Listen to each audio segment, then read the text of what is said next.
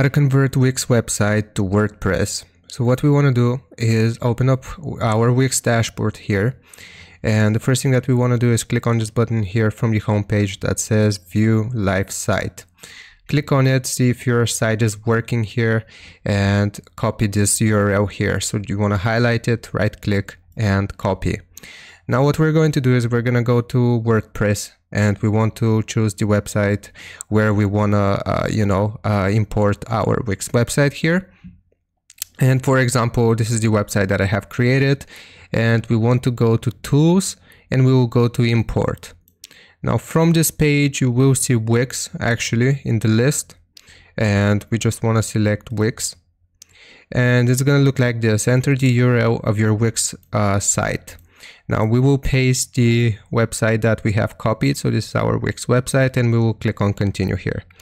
It should automatically detect the whole website, and it's going to show you what it is going to import. So we will import static pages. If we click on start import here, then this will begin the process of actually converting your Wix website to WordPress, and you can use it that way. So as you can see, currently it's importing, and that's really how you do it. I hope this helps you out. Leave a like and sub, and I'll see you next time.